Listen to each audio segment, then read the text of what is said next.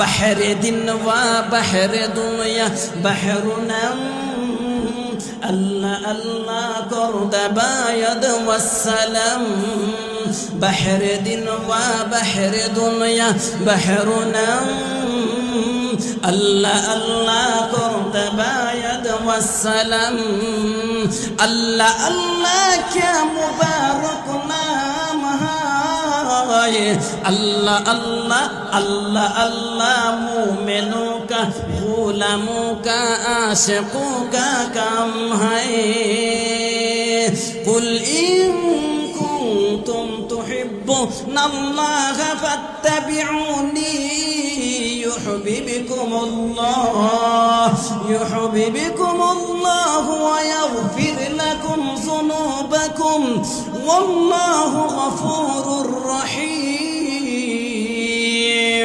তাহলে বাজান আল্লাহর ভালোবাসা পেতে হলে নবীজিকে মহব্বত করার দরকার আছে না নাই জোরে বলেন আছে না নাই আল্লাহর ভালোবাসা যদি পেতে চাও রে মুমিন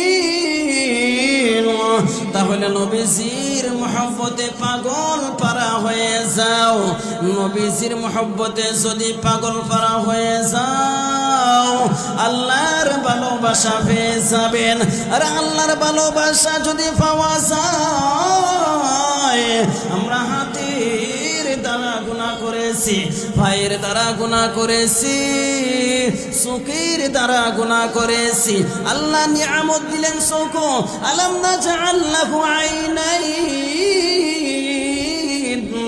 ওয়া লিসানান ওয়া শাফাতাইন আল্লাহ আমাদেরকে নিয়ামত দান করলেন চোখ আল্লাহ নিয়ামত দান করলেন জিহ্বা ওই জিহ্বার দ্বারা আমরা জিহ্বা নারাইয়া গুনাহ করেছি চোখ দিয়ে আমরা বেগানা নারীর দিকে তাকাইয়া গুনাহ করেছি এ যুবক যদি আমরা আল্লাহর ভালোবাসা পেতে চাই তাহলে গুনাহ মুক্ত জিন্দেগি গড়তে হবে যদি আমরা নবীজিকে মহব্বত করি আল্লাহর ভালোবাসা পেয়ে যাব আর আল্লাহর ভালোবাসা যদি পেয়ে যাই তাহলে আল্লাহ রাব্বুল আলামিন আমাদের জীবনের গুনাহ খাতা ক্ষমা করে দিবেন চিৎকার দিয়া বলেন সুবহানাল্লাহ আয়েশা আশরাত के लिए इंसान ही याद रखतो बंदा है मेहमान ही दर पाने की सजावट होने जा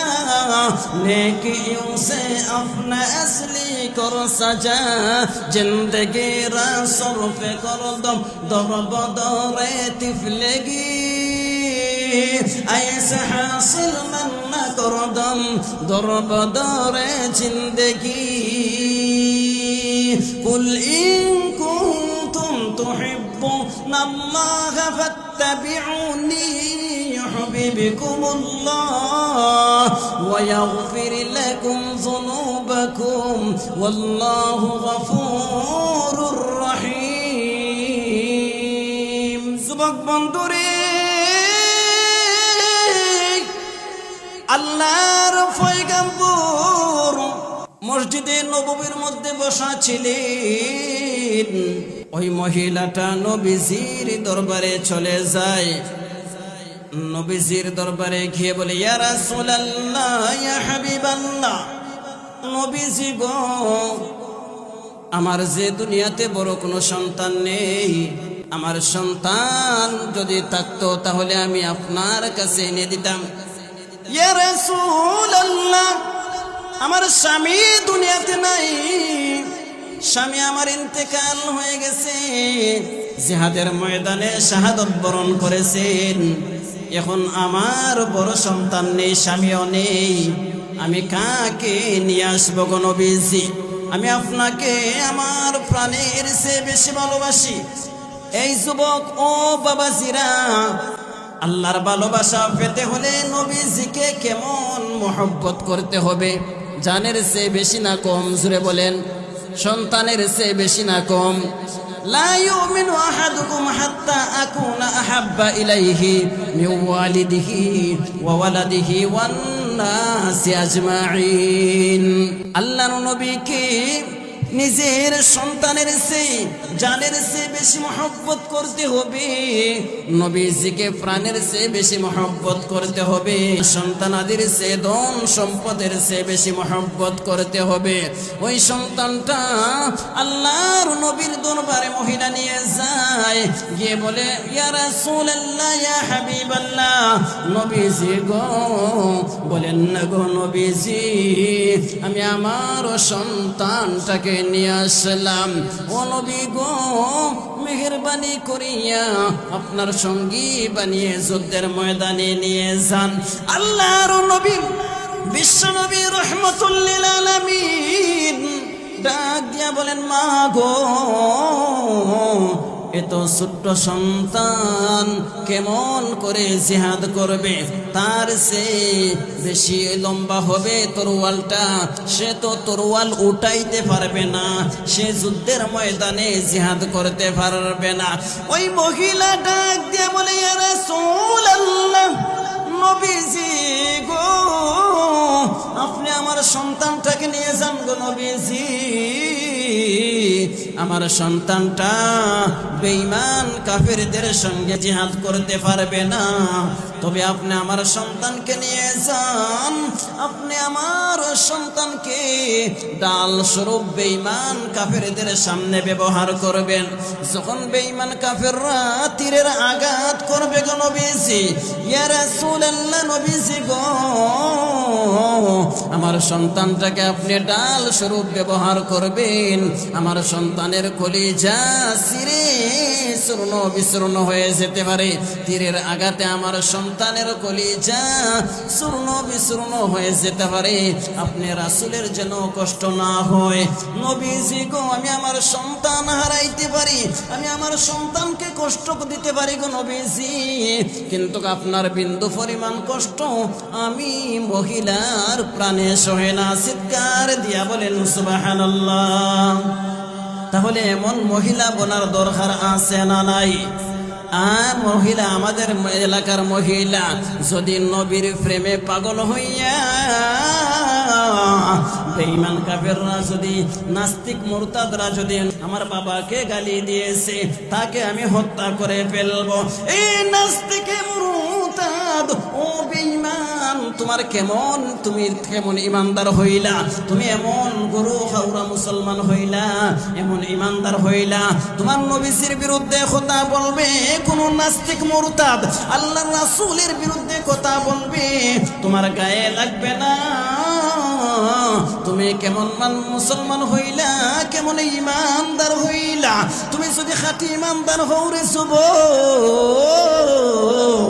ও বাবাজি, পর্দার আড়ালের মা বোনেরা গো, যদি খাঁটি ইমানদার হতে চাও, তাহলে নবীজির বিরুদ্ধে যদি কোনো নাস্তিক মুরতাদ কথা বলে,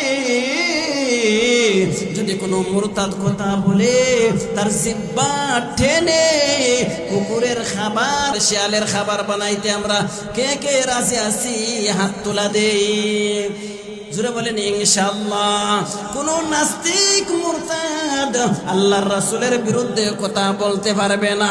ওই মহিলাটা ডাক দিয়া বলে ইয়া রাসূলুল্লাহ, নবীজি গো, আমি আপনাকে আমার জানের চেয়ে বেশি ভালোবাসি, আমি আমার প্রাণের চেয়ে বেশি ভালোবাসি, আমি আমার সন্তানের চেয়ে বেশি ভালোবাসি। ইয়া রাসূলুল্লাহ, আমার সন্তানকে আপনি নিয়ে যান গো নবীজি যুদ্ধের ময়দানে। আল্লাহর রাসূল বলেন না রে মা, ওদের ভবিষ্যতে কাজে লাগবে, তুমি তোমার সন্তানটাকে নিয়ে যাও, সে যখন বড় হবে তখন তুমি জিহাদের ময়দানে নিয়ে আসবারে মা। মা বলতেছে রে সন্তান, যেহেতু আল্লাহর নবী বলতেছে বাড়িতে যাওয়ার জন্য, তাহলে চলো চলো আমরা বাড়িতে চলে যাই। এবার ছোট্ট সন্তান কি বলে শুনবেননি? ছোট্ট সন্তানটা বলে মা গো, না গো মা, আমি বাড়িতে যাব না রে মা, আপনি আমাকে নবীজির কাছে যেতে দাও। সন্তানটা যখন আল্লাহর রাসূলের দরবারে চলে গেল, গিয়া বলে ইয়া রাসূলুল্লাহ, আপনি যদি মনে কষ্ট না নেন গো নবীজি, আমি আপনাকে একটা প্রশ্ন করতে চাই। আরে এত ছোট্ট সন্তান কেমন প্রশ্ন করবে? নবীজি তাকাইয়া থাকলেন, সাহাবায়ে কেরামগণ সবাই হতবাক হয়ে তাকিয়ে রইলেন। আল্লাহর নবী বিশ্বনবী রাহমাতুল লিল আলামিন ডাক দিয়া বলেন, রে সন্তান, তাহলে তুমি প্রশ্ন করতে পারো, তোমার প্রশ্ন কি বলো না? বলে, ইয়া রাসূলুল্লাহ, ইয়া হাবিবাল্লাহ, আমি যখন আমার মায়ের সাথে রান্নাঘরের মধ্যে চলে যাই, চিৎকার দিয়া বলেন আল্লাহু আকবার, আরো জোরে বলেন আল্লাহু আকবার। ওই সন্তানটা ডাক দিয়া বলে, আমি যখন রান্না করে আমার মায়ের সঙ্গে চলে যাই, ইয়া রাসূলুল্লাহ, ইয়া হাবিবাল্লাহ, আমি লক্ষ্য করে দেখলাম গো নবীজি,